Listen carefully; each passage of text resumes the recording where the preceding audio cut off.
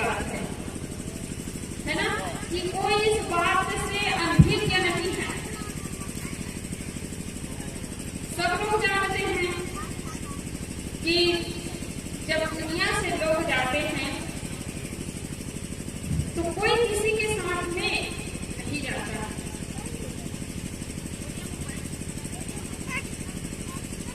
कोई किसी के साथ में नहीं जाता है ना।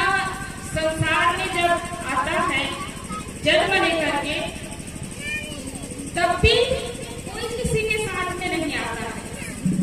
भले हम देखते हैं कि एक माँ के गर्भ से 3 बच्चे एक साथ जन्म लिया हो, 2 बच्चे एक साथ जन्म लिया हो, ऐसा नहीं है कि वो एक ही जगह से आया हो। सब अलग अलग जगह से अपने कर्म के हिसाब से जीव आता है, और जैसे जैसे कर्म किया है उसके अनुसार उसको सुख और दुख होता है। कोई पूछे कि तुम कहाँ से आए हो, है ना, कोई पूछे कि तुम कहाँ से आए हो, तो आप इतना ही बताएंगे कि हम अपने माँ के गर्भ से आए हैं। और उसके पहले कौन से खाने में रहे, या कुत्ता खाने में, बिल्ली खाने में, हाथी घोड़ा, कौन से खाने से जीव आया है, कौन बताएगा। माँ की गर्भ से बाहर आया है और इतना ही जानता है। लेकिन इस संसार में आकर के कहाँ जाना है, इसका ठिकाना वो लगा सकता है। अगर यदि कर्म सही नहीं है, व्यवहार सही नहीं है, मानव जीवन पाकर के, तो नरक में जाना पड़ेगा, कुत्ता बिल्ली की खानी में जाना पड़ेगा। नरक कहाँ है? कुत्ता बिल्ली की खानी में जाना पड़ेगा। अभी कोई किसी की हत्या कर दिए, चोरी कर दिए, डाका डाले किसी के यहाँ, पुलिस आएगी और ले जाएंगे। 10 साल 20 साल में छुटकारा भी हो जाएगा। आजकल तो कोई रुपये पैसे लेकर के जल्दी छुड़ा करके भी ले आते हैं। लेकिन इस कर्म से, इस नरक से कोई निकाल नहीं सकता है। सदगुरु कबीर साहब ने इसलिए कहा है, मानुष जन्म चुके हुआ अपराधी, यदि मनुष्य जन्म से चूक गया तो नरक का दुख भोगना पड़ेगा। से कोई निकाल नहीं सकता है, आपको दुख भोगना ही पड़ेगा। आप देख रहे हैं ना, कुत्ता है, बिल्ली है, सब घर घर घूम रहा है। किसी के दरवाजे पर जाता है तो वो 2 डंडा लगा रहा है, किसी के दरवाजे पर जा रहा है तो 2 डंडा वो लगा रहा है, लेकिन खाने की कोई नहीं देता है। जानवर को भी देख लीजिए, रस्सी से बांध दिए हैं, पैरा दे दिए, भूसा दे दिए, पानी दे दिए, कुछ भी दिया, अब नहीं दिए तो भूखे प्यासे ही मर जाएगा। स्वतंत्र छोड़ दिए तो ठीक है, लेकिन रस्सी से बांध दिए आप, उसका जीवन कितना पड़ता है। और आपको कोई रस्सी से बांधे तो क्या आप रह पाएंगे? रुक नहीं पाएंगे, चिल्लाएंगे घर वालों को, नाराज हो जाएंगे, लड़ाई करेंगे, झगड़ा करेंगे, दुखी हो जाएंगे। लेकिन वो बोल नहीं सकता है, तो कितना स्वतंत्र जीवन है। और मानव जीवन पाकर के आदमी खो देता है। ये मानव जीवन जो है बंधन काटने के लिए मिला है, बंधन बनाने के लिए नहीं मिला है। लेकिन आदमी क्या करता है, नया नया बंधन। तो सुख शांति कहाँ है? हमारे भीतर में है। और इस सत्संग में आने से ही पता चलता है।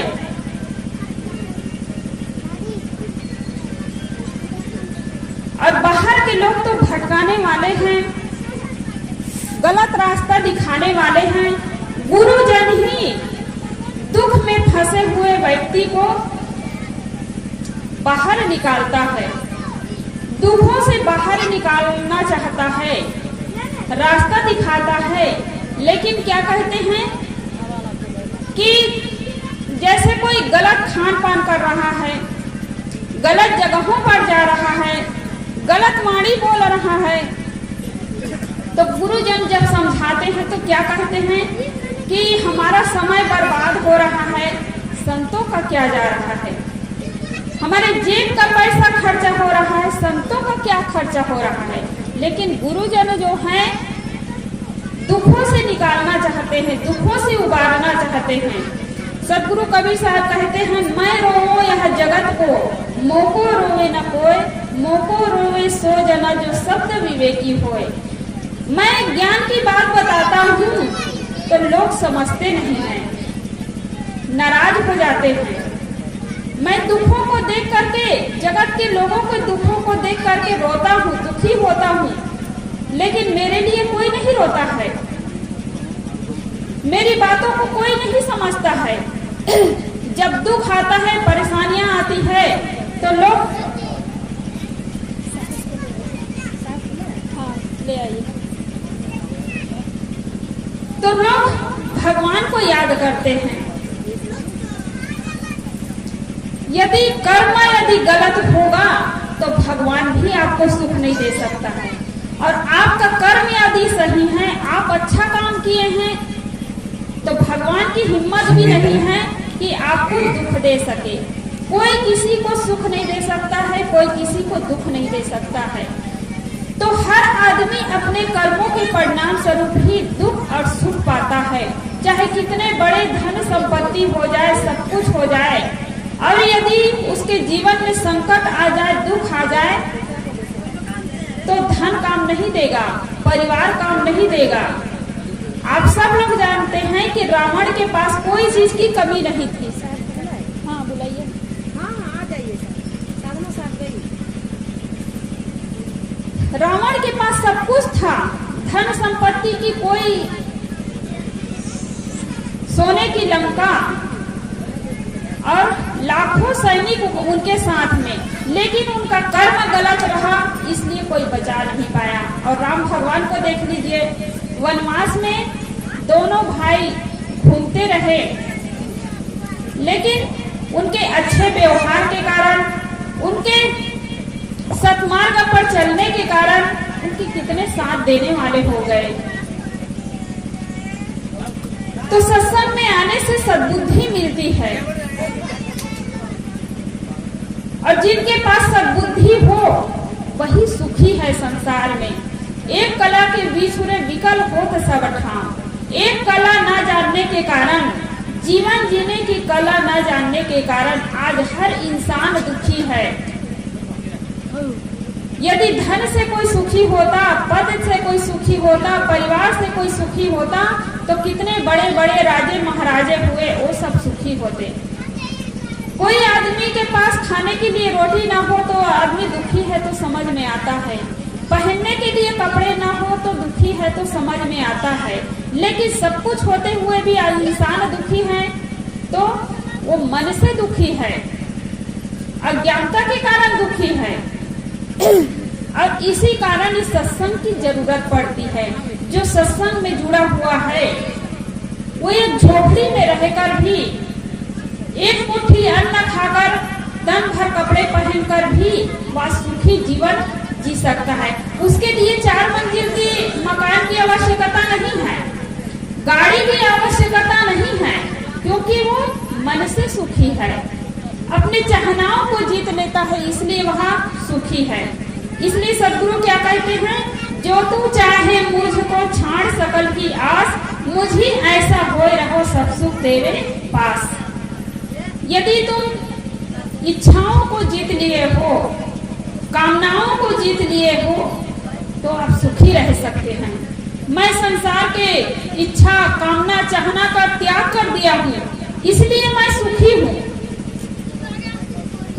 और संसार के लोग वही आशा कामना में पड़ करके वह दुखी जीवन जीता है। सास है बहू से आशा करती है कि बहू मेरी बात माने, बहू मेरी सेवा करे, मैं जैसा कहूँ वैसा करे, तो दुखी जीवन जीता है ना।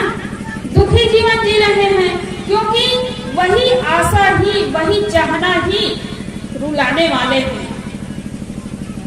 तो चाहना रख करके कोई सुखी नहीं हो सकता है। कृपया सब खड़े हो जाएं, गुरुदेव आ रहे हैं। बोलिए सदगुरुदेव की जय, सद्गुरुदेव की जय। तो संसार में सुखी होने के लिए हमें चाहनाओं का त्याग करना पड़ेगा। बहू से, बेटे से आप चाहना रखते हैं और यही चाहना आपको रुलाने वाले हैं। इसलिए भजन में कहते हैं, यदि जाना है दुख से पार, सुख की चाहत जो। यदि जाना है दुख से पार, सुख की चाहत जो। देख लो चाहन किसको नहीं नचाया है, देख लो चाहन किसको नहीं नचाया है। चाह की पूर्ति में कुछ हाथ नहीं आया है, चाह की पूर्ति में कुछ हाथ नहीं आया है। जिसे सुख मानते हो वह तो दुख की छाया है, जिसे सुख मानते हो वह तो दुख की छाया है। प्रतीत होती है मिलती नहीं माया है, प्रतीत होती है मिलती नहीं माया है।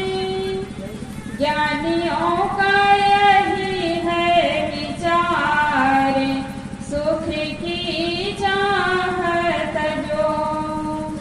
जिसे जाना है दुख से पार, सुख की चाहत जो। जिसे दुख से पार जाना है वो सुख की चाह का त्याग करना पड़ेगा, तभी आदमी सुखी हो सकता है। लेकिन आदमी चाहते तो है, कोई नहीं चाहता है कि मेरे जीवन में दुख आए, कोई नहीं चाहता है, फिर भी वह दुखी है क्योंकि वह छोड़ नहीं पाता है। परिवार का मोह है, गुटखा तंबाकू का मोह है, शराब का मोह है, बीड़ी का मोह है, और इस चीज को ग्रहण करके वह दुखी है। तो कोई दूसरा उसको छुड़ा नहीं सकता है। ज्ञान की बात तो बता सकता है, सही रास्ता दिखा सकता है, और जो छोड़ेगा, जो सही मार्ग पर चलेगा उसका कल्याण होगा, और सही मार्ग पर नहीं चलेगा उसका कल्याण नहीं हो सकता है।